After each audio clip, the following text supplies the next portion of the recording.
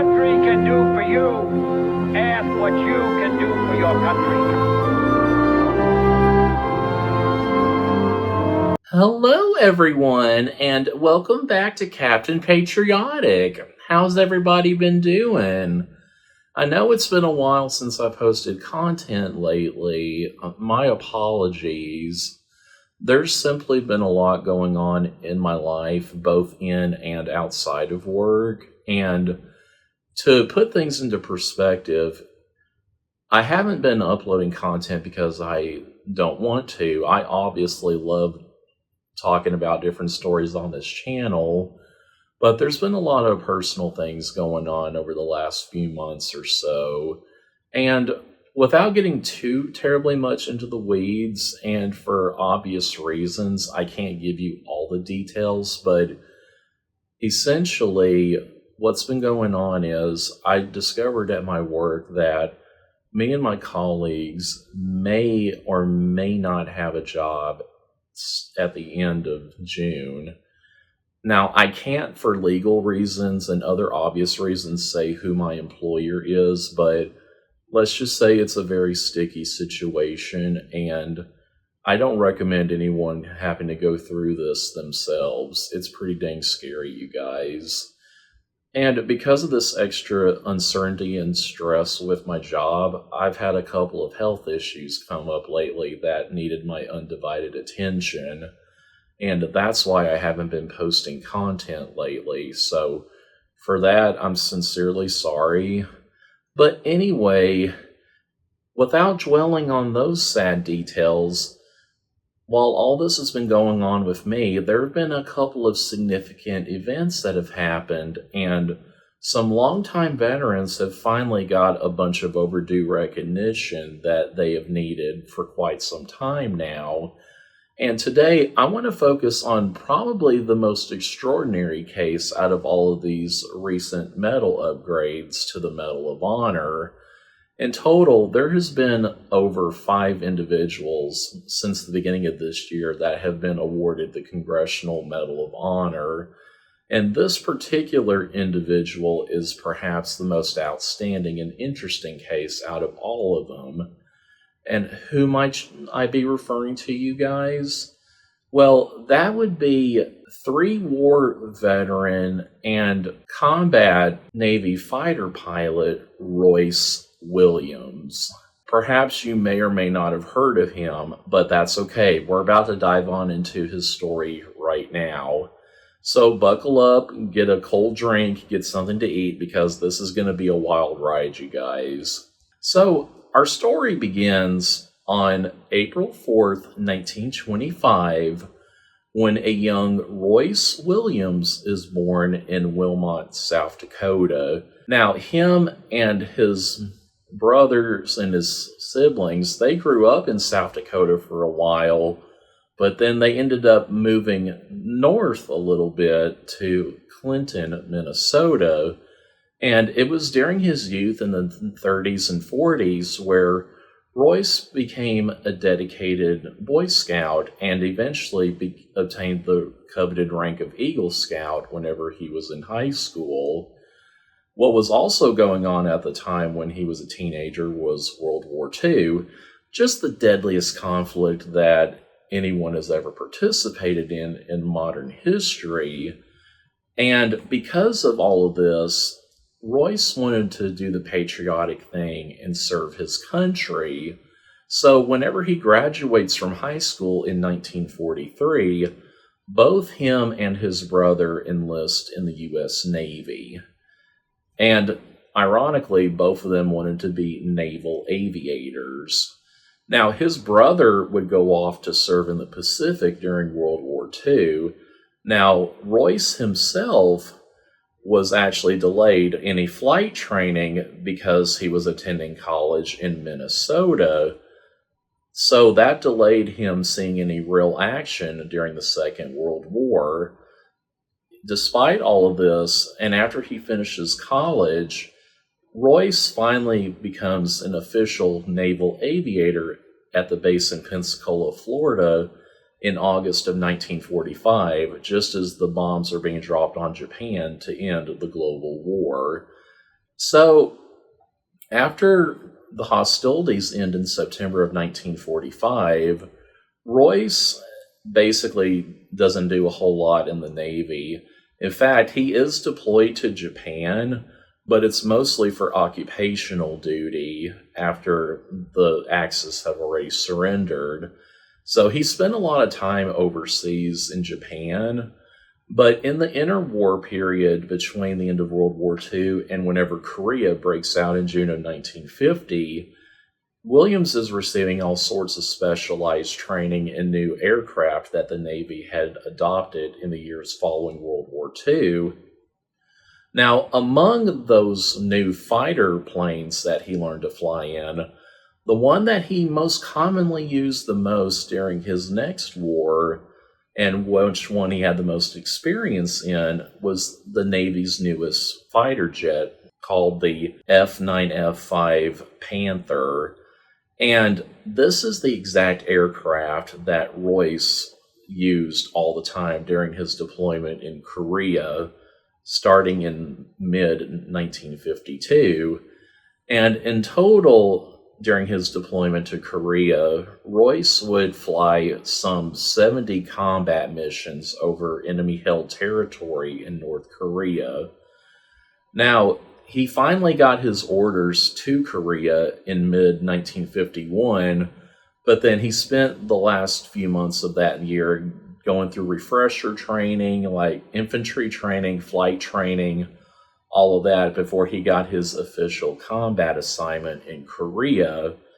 And in early 1952, Williams was deployed to Korea, where he was assigned to the U.S. Navy fighter squadron, the VF-781, aboard the carrier, the USS, I'm going to butcher this name, Oriskany, as part of U.S. Task Force 77, and he did several combat patrols off of this aircraft as part of Task Force 77 for several months, with no immediate danger to his safety or any close calls for that matter. Well, as luck would have it, his luck would change on the fateful day of November 18th, 1952, and it was on this particular day, on the second mission of the day, that him and 3 other F-9F Panther jets were flying a combat air patrol over the North Korean town of Hworyong, whenever his group of fighter planes became spotted and engaged by 7 enemy fighter planes, specifically MiG-15s. Now, those 7 MiG-15s spotted Royce and his 3 other comrades from afar, and they were about ready to get into a fight, even though none of the 4 of them were ready for it. In fact, 2 of the 4 men that was in his squadron had to evacuate to the battleship so that they can rearm and refuel for another pass and another fight and what have you. And eventually, the only other person that was with Williams had to withdraw because he was getting airsick and he just couldn't stand to be in the air much longer. So let me set the scene for you guys. After his 3 comrades basically leave Royce out there to defend himself, you have 7 enemy fighter planes against 1 naval fighter pilot.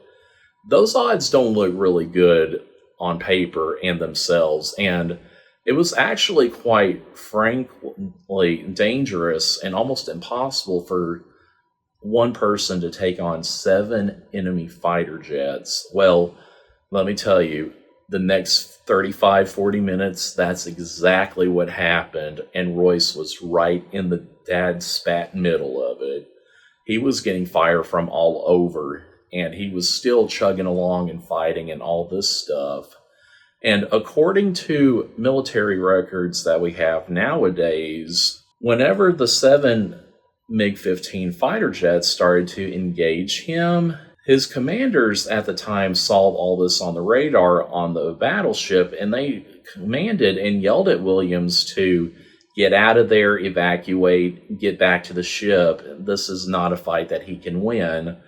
Well, little did they know that Williams was already in the fight for his life, and he couldn't pull away that easily without the risk of being shot down. So, in this 35-minute long engagement against 7 enemy fighter planes, he manages to outmaneuver and shoot down 4 of the 7 enemy fighter planes. And it's also estimated that he also injured 2 others too. Basically, after he outmaneuvered all of these guys and shot down 4 of them and took out and injured 2 more of them, at the end of this 35-minute long period dogfight, there was only 1 of the enemy fighter planes that were still in the air with him, and that plane just barely managed to escape back to its home base. So, with Williams completely out of ammunition in his fighter jet, and having lost his hydraulics from all the bullet holes that ended up impacting his aircraft, he just barely makes it back to the aircraft carrier. Here's the funny thing. After the end of that 35-minute long engagement, he not only was losing hydraulics and control of his aircraft, but he also expended all of his ammunition on this 7-1 dogfight that lasted over 30 minutes. Let that sink in for a minute. Here's the irony of all this. He luckily manages to make it back to his aircraft carrier unscathed and uninjured. However, his fighter plane that he was in, it had 263 bullet holes all throughout the plane, and miraculously, none of them managed to hit Williams at all. But his aircraft was barely able to stay together through all of this. There's no wonder he wasn't shot out of the sky after that engagement. It's just a miracle. And if that's not God being on his side, I don't know what the heck that was, but that's crazy. After he officially lands, he gets medvac and he gets checked over to make sure that he's not shot or anything, but his aircraft is in such bad shape that the commanders of the ship had to basically end up pushing the aircraft over into the ocean because it was too badly gone. Now, the story of his battle with these 7 Soviet MiG-15s led Williams a little later to be debriefed at the time by the admirals on his ship, as well as the Secretary of Defense at that time. And then a few weeks later, he was interrogated by the president himself, President Dwight D. Eisenhower. And after being debriefed by all these individuals, everybody basically decided to cover up the specifics of that particular engagement because at that time, the Soviet Union was not an official combatant in the Korean War, although it was allying North Korea and the Soviet Union and China. They were allies with everyone, the aggressors of the Korean War, but Soviets were not directly involved. A lot of people don't know that. In fact, they wanted to keep this a secret so much so that the Soviet Union did not intervene in the war at all, and the Navy scrubbed the details of that particular dogfight from the records. And for national security reasons, therefore, Williams was sworn to secrecy about the incident, so much so that he never told anybody about his exploit for decades until a bunch of Korean War records were declassified in 2002. In fact, the record of that particular incident in Navy records said only that he had shot down 1 enemy fighter plane, and it was not listed as a Soviet plane, and damaged another. So basically, because the government was trying to cover all this up, they didn't want to draw too much attention to the pilot that was involved in this incident, because at the time they basically did not believe what was going on. So For his actions on that fateful day in Korea, Royce Williams was initially awarded the Silver Star Medal, which is still a big honor, mind you. The Silver Star is the third highest military decoration that any member from any branch of the military can attain for acts of bravery in combat. So it's still a big deal, you guys, and it was well deserved even back then. So after hostilities ended in Korea in July of 1953, Williams decides to stay in and make a career out of the Navy because they treated him so well, especially being a naval aviator. A little over a decade later, he would see combat again through multiple tours of duty during the Vietnam War. In fact, his first couple sets of tours between 1965 and 1967 were quite eventful in that he flew 110 combat missions in either the new A4 Skyhawk or using the F4 Phantoms, depending on which unit he was with during his tour, from the aircraft carrier, the USS Kitty Hawk.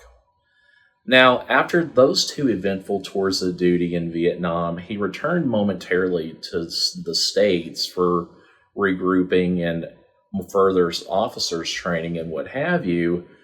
Well, he was deployed again to Vietnam for a couple of more tours, but this time Williams became the commanding officer of the command ship, the USS El Dorado, where he served in that capacity between September 1969 and January of 1971. He stayed in the Navy all the way through the end of Vietnam in 1975, and he officially retired from the Navy and the military altogether with the rank of captain in 1980. Upon his retirement from the Navy, he ultimately settled in Escondido, California. Now, for his nearly 4 decades long service record in the U.S. Navy, Williams was awarded the following medals: the Silver Star, a Legion of Merit with Combat V device, 2 Distinguished Flying Crosses, the Bronze Star, 2 Meritorious Service Medals, 11 Air Medals, the Navy Commendation Medal with Combat V, the Navy Unit Commendation Medal, the Navy Meritorious Unit Commendation, the China Service Medal, the American Campaign Medal, the World War II Victory Medal, the Navy Occupation Service Medal with Asia Clasp, 2 National Defense Service Medals, the Korean Service Medal with 3 Campaign Stars, an Armed Expeditionary Medal, the Vietnam Service Medal with 4 Campaign Stars, the Korean Presidential Unit Citation, the RVN Gallantry Cross Unit Citation with Palm, the United Nations Korea Service Medal, the Vietnam Campaign Medal, and finally, the Korean War Service Medal. Shoot, that's a lot of medals to rack up in decades of service to one's country for sure. And he was very proud to have been a highly decorated naval officer throughout his many times of war and service to his country. But here's the thing, though. Williams secretly maintained his secrecy about his aerial achievements for many decades after he left the military. He didn't want just anybody knowing about it because he was sworn to secrecy all those years earlier. Things started to change, however, in 2014. That was when retired Rear Admiral Donovan Shelton became aware of Williams' aerial feat during Korea. He began an unsuccessful years-long campaign for the Navy or Department of Defense to recommend him for the Medal of Honor for his exploit in Korea.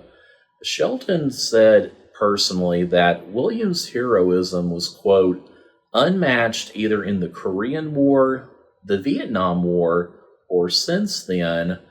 Now, 8 years later, on July 14th, 2022, a bipartisan group of 5 congressmen persuaded the House of Representatives to approve an amendment to the Defense Authorization Act, which would waive the statute of limitations for a potential Medal of Honor push for Williams. Basically, guys, what this means is the Defense Authorization Act basically gives a veteran of any branch of the armed forces a time period for which to be recommended for a medal, say the Medal of Honor in particular. In that particular act, it says the person must be recommended by a higher officer in his unit within 5 years of the action taking place. Otherwise, they were not eligible for the Medal of Honor. Well, basically, this act nullifies all of that and made it to where they could be recommended at any point in their lifetime, basically. So with that being said, the amendment and the bill were approved by the House version of the bill, which were then forwarded to the U.S. Senate, which removed the provision in conference. Fast forward a few months later, and in December of 2022, Williams, with the help of Congress, was awarded the Navy Cross, which is a direct upgrade to the Silver Star Medal that the Navy originally awarded him for his exploit in 1953. The award was approved by U.S. Secretary of the Navy Carlos del Toro, who said that, having reviewed the findings of now numerous investigations related to the case of Captain Royce Williams, I have determined this case to be special and extraordinary. His actions clearly distinguished himself during a high-risk mission and deserve proper recognition. So basically, this was a step in the right direction, and everybody across the country, and especially in Congress and the naval community, knew that Williams needed more recognition than what he was currently getting. Now, the Navy Cross was a good step in the right direction. Shoot, that's the second highest military honor that any Marine or sailor can receive for acts of bravery during wartime. But Congress in America was not done with Williams just yet, because a little over 3 years later, on February 4th, 2026, Williams Congressman Darrell Issassa announced confirmation from President Trump that Williams would be receiving the Medal of Honor after Trump signed another bill in his favor to upgrade his Navy Cross again. So it was official starting in February of 2026. And the award was given to Williams officially during the 2026 State of the Union address on February 24th, 2026, where it was presented to him by First Lady Melania Trump.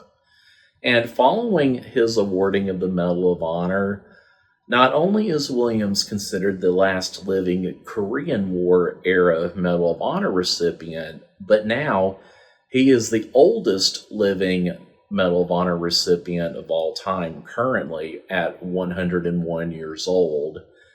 Take a moment, y'all. That's pretty dang impressive. Very impressive indeed.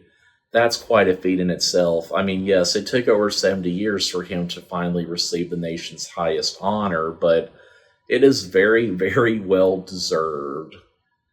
And his official Medal of Honor citation now reads, "For conspicuous gallantry and intrepidity at the risk of his life above and beyond the call of duty on November 18th, 1952, while leading a division of 3 jet fighters attached to Squadron Fighter 781, VF 781, and embarked on from the USS Oriskany, while flying a combat patrol mission over the northeastern coastal waters of enemy-held North Korea, Lieutenant Williams demonstrated extraordinary heroism by intercepting a superior force of attacking enemy MiG-15 fighters in order to protect the ships of Task Force 77.